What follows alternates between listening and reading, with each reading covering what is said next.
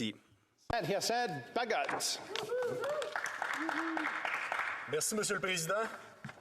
Karl Marx disait de l'histoire qu'elle se répétait au minimum 2 fois. La première fois comme une tragédie, la seconde fois comme une farce. Pour le Québec, la loi sur les mesures de guerre relève du souvenir tragique. Aujourd'hui, après 3 semaines de crise, dont une où il était complètement absent, le premier ministre a besoin de vivre son moment « Just Watch Me » en jouant les gros bras pour sauver un leadership en déroute. Leadership défaillant, dénoncé par 2 de ses propres députés. Résumons. Dans les jours précédant la manifestation de la fin de semaine du 29 janvier, les organisateurs affirmaient qu'il ne s'agirait pas d'une simple manifestation, mais d'un Woodstock, et ce, jusqu'à la levée complète des mesures sanitaires.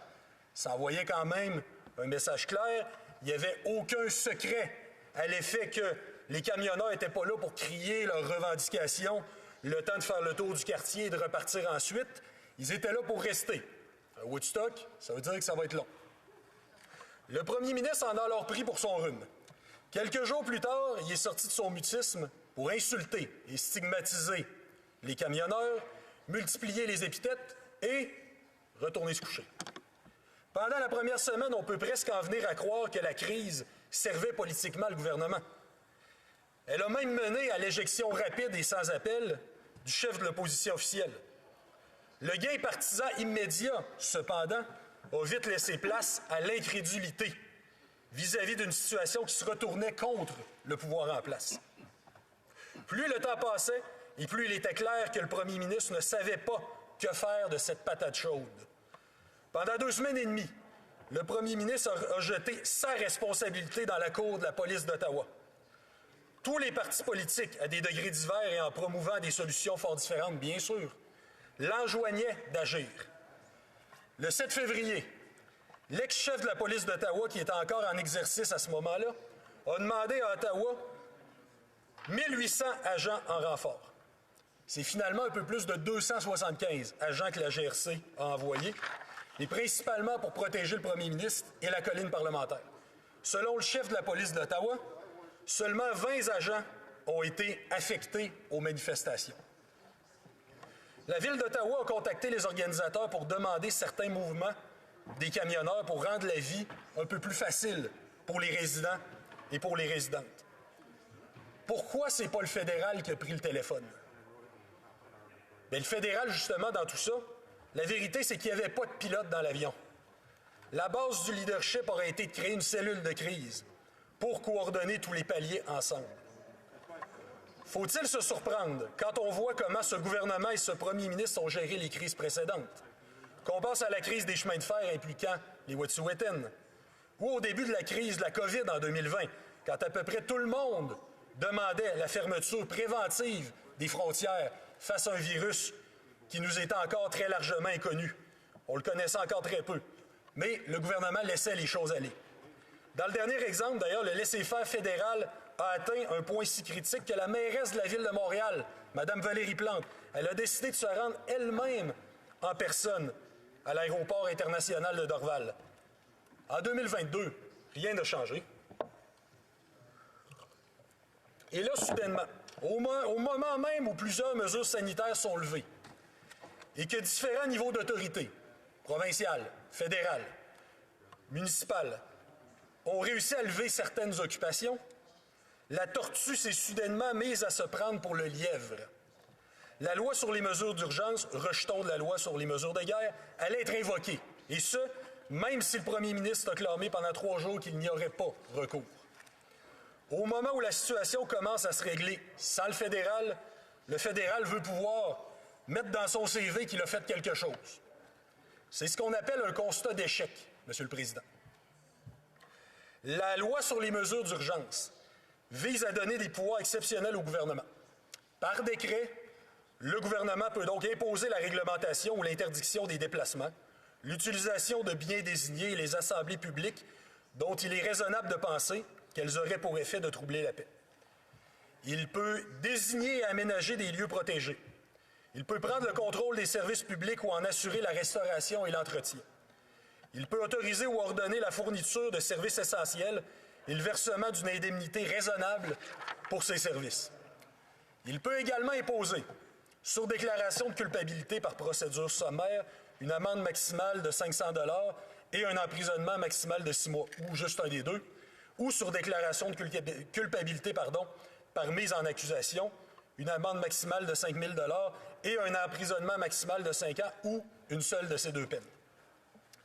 La loi sur les mesures d'urgence, précisons-le d'emblée, elle n'est pas illégitime en soi. L'état d'exception, ça fait partie intégrante de la démocratie. Tant et aussi longtemps qu'il aspire à faire face à une crise qu'on veut temporaire par définition, il est normal que l'État puisse avoir des mesures dites d'exception. Mais parce que l'état d'urgence est nécessairement momentané, qui est nécessairement temporaire, il s'agit d'une opération qui est ciblée dans le temps. On reconnaît alors qu'il n'est pas optimal et qu'il n'aspire pas à être permanent.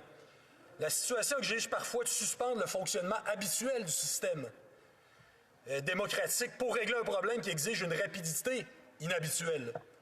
Tout le monde le reconnaît. Je suis convaincu que tout le monde ici, toutes les formations dans cette Chambre vont le dire, vont être d'accord avec ça. La loi sur les mesures d'urgence sert normalement en cas de sinistre, en cas d'état d'urgence, en cas de crise internationale, ou lorsque le pays est en guerre. Si son emploi peut être juste, et ça j'insiste là-dessus, il peut l'être absolument, aucun doute là-dessus, aucun débat à avoir là-dessus, mais il ne peut l'être qu'en dernier recours. Or, les recours n'ont justement pas été épuisés. La loi sur les mesures d'urgence, c'est une décision extrême qui survient maintenant, après 2 semaines où le problème a été traité comme étant mineur pendant les premiers temps. On laisse la situation s'envenimer, on laisse les choses déraper, dégrader, puis là ensuite on s'en vient tout soudainement crier au loup. Bon, tout un retournement. Mais pourtant, pourquoi ne pas utiliser les recours légaux et les institutions légales ordinaires? Si l'occupation du centre-ville d'Ottawa n'est pas légale, pourquoi dans ce cas aurait-on besoin d'une loi d'exception plutôt que de tout simplement appliquer les lois ordinaires? On va donner quelques exemples. Les 4, 5, 6 février, manifestation à Québec. Aucun siège, aucune occupation. La ville était prête. Ils ont prévu leurs mesures d'aménagement. Le service de police de la Ville de Québec a laissé les camions circuler jusqu'à un certain périmètre qui avait été prévu d'avance. Mais il a veillé à faire respecter les règlements municipaux. Respect total, donc, du droit fondamental de manifester, pacifiquement, mais clarté dans le fait qu'il y aura protection et de la sécurité de tous et toutes, que ce soit les manifestants ou que ce soit des résidents et résidentes. A-t-on eu besoin de la loi sur les mesures d'urgence à Québec ce jour-là? La réponse est non. Le 13 février, 13 personnes ont été arrêtées au poste frontalier à Coutts, en Alberta. Ils avaient des armes, incluant des semi-automatiques de type militaire, des vestes tactiques, des chargeurs haute capacité. Un des leaders du groupe avait même réalisé des vidéos appelant à prendre les armes contre le gouvernement. Bien, la barricade a été démantelée. Le poste frontalier est accessible aujourd'hui. Avait-on besoin de la loi sur les mesures d'urgence pour le faire? La réponse, c'est non. Jusqu'à preuve du contraire, les menaces et les appels à l'insurrection, c'est déjà illégal, puis ça l'était avant la loi sur les mesures d'urgence. Le 14 février, le blocus du pont Ambassador, un des plus importants points chauds de cette crise, il a été démantelé. Est-ce qu'on avait besoin de la loi sur les mesures d'urgence? La réponse, c'est non. Il y a moyen de moyenner avec l'arsenal légal conventionnel. Jusqu'à preuve du contraire, c'est en tout temps que bloquer une rue ou appeler à la violence, c'est illégal. A-t-on besoin d'une loi sur les mesures d'urgence pour nous rappeler l'évidence? La réponse, bien sûr, c'est non. Les provinces et les municipalités ont les moyens d'agir. Le fédéral aussi, si ça en donne la peine, mais c'est une autre histoire. Pire encore, le décret gouvernemental sera lourd en conséquence. Puis la plus importante sera de diviser la population. Comme lorsqu'il a formulé ses insultes à l'endroit des manifestants au début de cette crise, le premier ministre procède à une récupération partisane des événements, se disant qu'il sortira sans doute gagnant de cette polarisation malsaine. Le feu s'éteint peut-être petit à petit.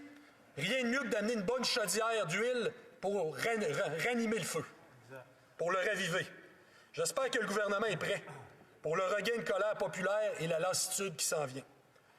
le gouvernement a non seulement déplacé le problème, il l'a empiré. 7 provinces sur 10 s'opposent ouvertement à l'invocation de la loi sur les mesures d'urgence. L'Assemblée nationale du Québec a unanimement voté son opposition et son rejet de l'application en sol québécois de la loi sur les mesures d'urgence. La Coalition Avenir Québec, le parti au pouvoir, le Parti libéral du Québec, qui n'est pas une formation indépendantiste, il faut le préciser, là. Québec solidaire, qui n'est pas réputé sympathique aux positions et aux revendications des camionneurs. Le Parti québécois et la députée du Parti conservateur du Québec, la totalité du Parlement québécois. Totalité. La totalité du Parlement québécois dit d'une seule voix, à cette chambre, et nous le reprenons en cette chambre, de ne pas aller là où le gouvernement veut nous amener. Au Québec, le traumatisme est important. En 1970, comme on le sait, 500 personnes ont été détenues sans avoir droit à un procès. Des travailleuses et travailleurs, des mécaniciens, des libraires, des militantes et des militants, des poètes, des artistes, des esprits libres dont le seul crime était de vouloir l'indépendance du Québec. Le tout rendu possible par la proclamation de la loi sur les mesures de guerre par un soi-disant champion des droits et libertés, Pierre Elliott Trudeau. Ottawa n'a jamais publié de liste officielle des personnes arrêtées dans le cadre de cette loi. L'application de la loi sur les mesures de guerre générait environ 32 000 perquisitions, sans mandat. Des 500 personnes arrêtées, précisons-le, 90 % ont été relâchées sans que des accusations soient portées et 95 % de celles qui ont été inculpées ont finalement été acquittées ou ont bénéficié d'un abandon des poursuites. Puis même, on sait maintenant que la liste d'innocents arrêtés a été dressée par Ottawa. La police a demandé à Trudeau, Marchand-Pelletier, les soi-disant trois colombes, comme on les appelait, de jouer avec la liste, d'en enlever, d'en rajouter. On appelle ça une république de bananes, Monsieur le Président. On a là un épisode qui en est digne, à tout le moins, puis d'ailleurs, René Lévesque disait de l'administration Trudeau, à l'époque, qu'elle s'était comportée comme un gouvernement totalitaire en temps de paix. Bien, il avait bien raison. C'est pas la même époque. Chaque contexte est unique. Mais même cette ancienne mouture de la loi sur les mesures de guerre, précisons-le, n'était pas illégitime en soi non plus. Elle a été utilisée 2 fois pour les 2 grands conflits mondiaux tragiques du 20e siècle. Mais en ce qui concerne octobre 70, le recours à la loi sur les mesures de guerre n'était pas plus justifié. On le sait aujourd'hui, le commissaire de la GRC affirmait dès l'époque que les enquêtes avançaient bien, que les corps de police collaboraient puis que des mesures comme celles qui sont prévues dans la loi sur les mesures de guerre, notamment les arrestations massives, allaient ralentir l'enquête sur les événements d'octobre. Puis le rapport sur les événements d'octobre 70, rédigé par maître Jean-François Duchesne et remis en 1980, nous apprend que l'idée de faire appel à l'armée canadienne provenait des milieux policiers, c'est vrai, mais que celle d'utiliser les pouvoirs de la loi sur les mesures de guerre n'émanait pas de la GRC. Autrement dit, selon la GRC, donc encore une fois, pas un think tank indépendantiste, les troupes pouvaient être pleinement gérées en vertu des lois ordinaires, sans suspendre les droits fondamentaux des Québécois et des Québécoises. Ça vous rappelle rien? Utiliser une loi d'exception à des fins partisanes, en 2022 comme en 1970? Dans un cas comme dans l'autre, cette utilisation aurait pu être évitée en se fiant aux seules règles et institutions conventionnelles de l'État de droit. Tout parallèle a bien entendu ses limites, Monsieur le Président. Il va sans dire. Je suis conscient que la loi sur les mesures d'urgence présente des différences réelles avec la loi sur les mesures de guerre qu'elle a remplacée en 1988. C'est même inutile d'utiliser ça comme argument, on le sait, on en est tous conscients. On peut prendre, par exemple, le cas, le fait qu'il est question de la Charte des droits et libertés, de la Déclaration canadienne des droits et du pacte international relatif aux droits et politiques dans son préambule. Mais bon, c'est surtout symbolique parce que l'ancienne loi sur les mesures de guerre devait elle aussi se conformer aux chartes, même si elle n'incluait pas symboliquement de référence dans son préambule. Une autre grande différence est qu'il faut maintenant que le Parlement se prononce sur sa proclamation dans les 7 jours qui suivent. C'est pourquoi on est en débat là-dessus et c'est pourquoi on votera vraisemblablement prochainement là-dessus aussi. Malgré ces grandes différences entre les deux lois, entre les époques, entre les contextes, et ne me faites pas dire ce que je n'aurais pas dit, c'est-à-dire que ce serait identique. Ce n'est pas le cas. Malgré cette différence, une vérité demeure. Le gouvernement banalise de façon irresponsable une loi d'exception aux dispositions radicales qui peuvent être justifiées, mais qui demeurent radicales néanmoins, en l'utilisant lorsque, de toute évidence, rien n'indique, hors de tout doute, que nous étions rendus à devoir nous résigner à ce dernier recours. C'est aussi simple que ça. S'il y a une preuve quelconque que la voie légale, que les lois et institutions actuelles, que ce soit celle d'Ottawa, que ce soit celle des municipalités, que ce soit celle des provinces, ne suffit plus, on aimerait les voir. Déposez-les, prouvez-le, convainquez-nous. Puis là, rendu là, on va être les premiers à réévaluer tout ça, à étudier tout ça. Mais convainquez-nous. Actuellement, on ne l'a pas, cette preuve. C'est un recours qui est déplacé. Que ce soit clair, la gestion chaotique de cette crise par l'actuel gouvernement risque d'être longtemps enseignée dans les livres d'histoire comme un gâchis monumental. Elle sera aussi sans doute étudiée dans les écoles de leadership comme l'exemple parfait de ce qu'il ne faut pas faire. C'est quand les vagues sont fortes, Monsieur le Président, qu'on reconnaît les bons capitaines. À ce chapitre, on assiste à un échec flagrant. Nous ne laisserons pas ce premier ministre et ce gouvernement couler le navire. Nous nous opposerons donc, nous du Bloc québécois, clairement à cette proclamation inutile, injuste et injustifiée de la loi sur les mesures d'urgence. Merci, Monsieur le Président. Questions et commentaires. Questions and... Questions et commentaires. Gentleman canadien. Merci beaucoup, Monsieur le Président.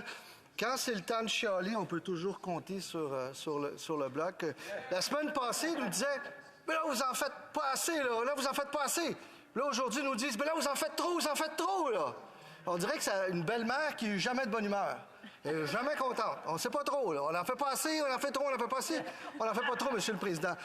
Mais ce que j'ai pas entendu du Bloc québécois, je leur ai pas entendu parler du fait que c'est illégal ce qui se passe dehors. C'est que c'est un siège. C'est qu'il y a des gens qui dorment pas. C'est qu'il y a des gens qui peuvent pas circuler. Puis pas juste du côté d'Ottawa, du côté de Gatineau aussi, Monsieur le Président. J'ai pas entendu parler de tous ces commerçants qui voyaient la lumière au bout du tunnel, qui disaient « On peut ouvrir notre commerce. » Bang! Ils peuvent plus ouvrir leur commerce à cause de ce qui se passe dehors, Monsieur le Président, parce qu'ils sacent de ces gens-là dehors, Monsieur le Président. Puis honte à eux pour ça. L'honorable député de Saint-Hyacinthe-Bagot. Alors, on va laisser faire la honte et la culpabilisation. Je trouve ça dommage que le ministre du Patrimoine apprécie si peu sa belle-mère. J'espère qu'elle n'est pas à l'écoute. On la salue néanmoins. Ah, il dit qu'il l'aime au moins. Bon. Alors, je dirais, en fait, je trouve ça bizarre qu'il ne l'ait pas entendu, parce qu'on l'a dit que c'était pas légal. Je l'ai dit spécifiquement dans mon allocution. Pour justement dire que si c'est pas légal, ça l'était aussi avant la loi sur les mesures d'urgence. Ce qu'on disait, c'est agissez, mais selon la loi existante. C'est aussi simple que ça. On n'a pas besoin de loi d'exception pour rappeler que quelque chose qui est déjà illégal l'est. On n'a pas besoin de loi d'exception pour rappeler l'évidence.